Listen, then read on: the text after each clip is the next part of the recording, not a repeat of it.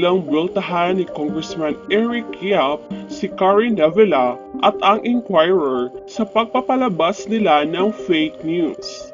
Ayon kay Congressman Yap, ito ay nakakasira ng isang reputasyon o ng buhay ng isang tao. Kaya naman, ipinaliwanag ni Congressman Yap sa Senate hearing ang mga fake news na inilabas ng Inquirer. Panuorin natin ang ibang mainit na mensahe sa videong ito. Kaninang umaga, tayo ay na-interview ni Ms. Karen Davila sa ANC tungkol sa iba't ibang issue, kasama na rin dito ang issue tungkol sa ABS-CBN.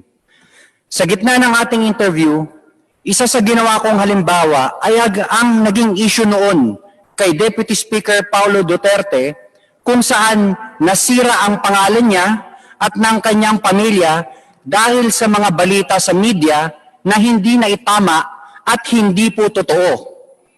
Isa sa mga naitanong ay kung ito ba ang dahilan ni Deputy Speaker Paulo Duterte kaya final ang House Resolution 853 na naglalayong magkaroon ng inquiry para sagutin ang mga probable violations ng ABS-CBN.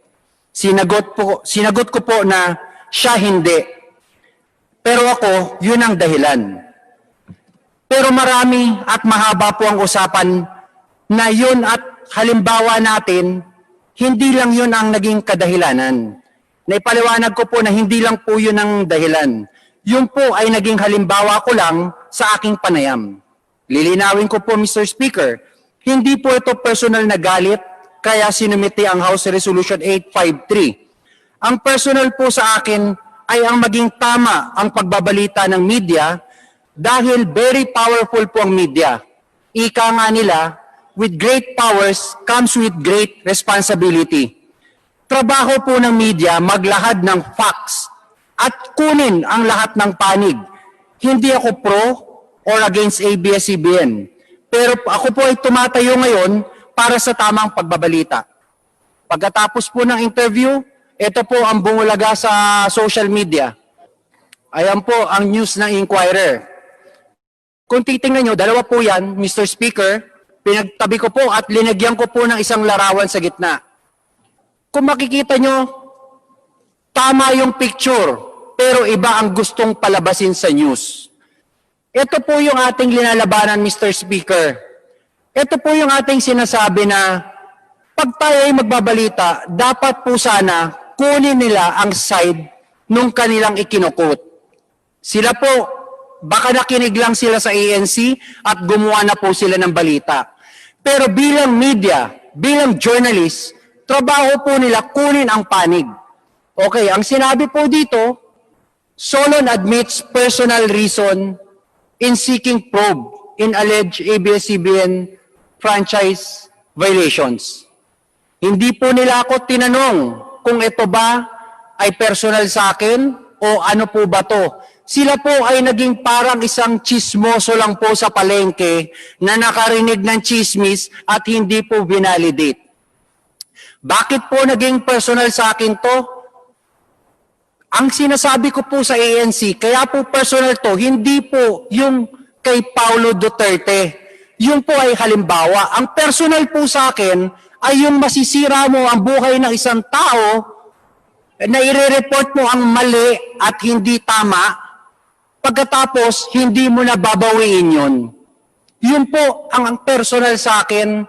Kaya ako nag-file ng House Resolution 853 dahil gusto ko pong matuldukan ang maling practice ng ilang kasamahan natin sa media na basta-basta magre-report ng hindi totoo, allegations, at hindi na po itatama. Marahil ito po siguro ang mabenta, mas maraming like, mas maraming views at shares. Pero Mr. Speaker, paano naman po yung mga pamilya? Paano naman po yung mga mahal sa buhay na mga nasira dahil po sa maling pagre-report?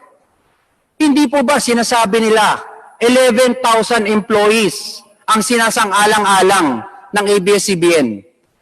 Pero ang sa akin naman po dito, sinabi ko rin kay Ms. Karen Davila na paano po yung daan-daan libong taong apektado ng maling pagbabalita.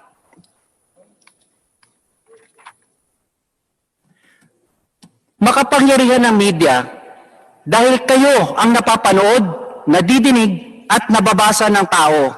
Pero kung mali ang balita, ilang buhay po ang masisira dito. Bakit po ako tumatayo dito ngayon? Upang itama ang kultura ng pagbabalita sa ating bansa.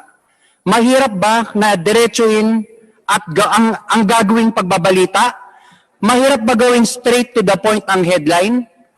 Bakit po ba ang headline parating dapat nating isipin kung ano yung medyo may mali siya, kung ano medyo yung mapapaliwan ng tao pag binasa? Bakit po ba dapat controversial ang headline? Bakit po ba hindi tayo magbalita ng maganda at tama?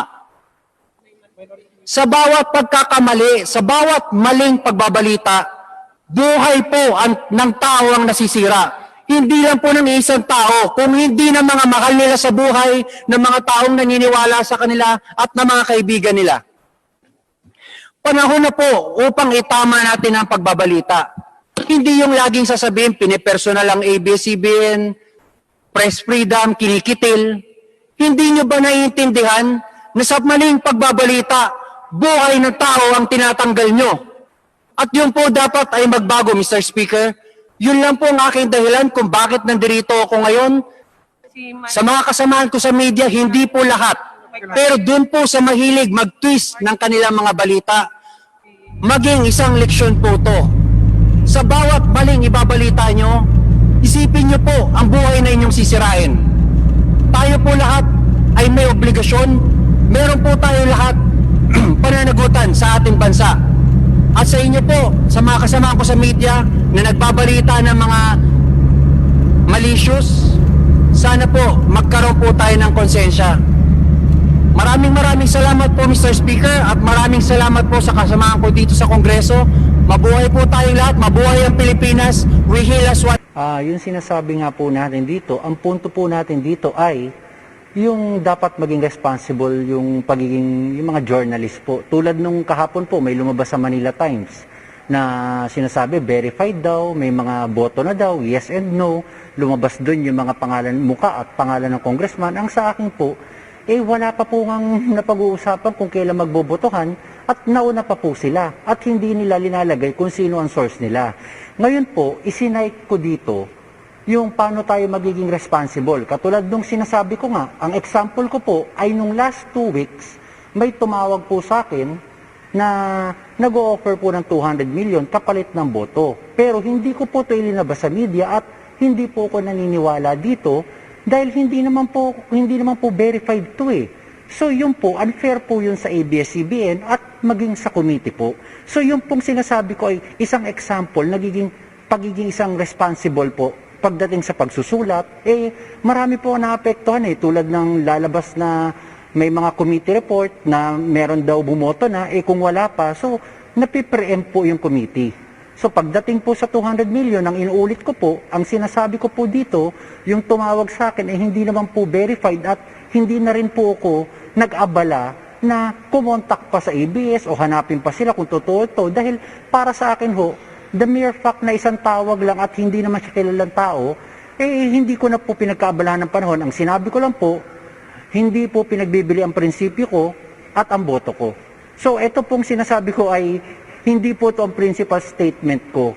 Yung pagiging responsible po na bago kayo maglabas ng yes or no, dapat po sana, siguraduhin yung totoo ito. Kasi alam naman po natin na wala pang botohan na naganap at wala pa rin pong nagkukuha ng boto kung ano ang boto ng mga congressman. So, wag po natin i-preempt. Baka isa po itong propaganda o ano, yun po yung kinokontra natin at kinokondena natin. Yung maglalabas ng statement po na hindi totoo.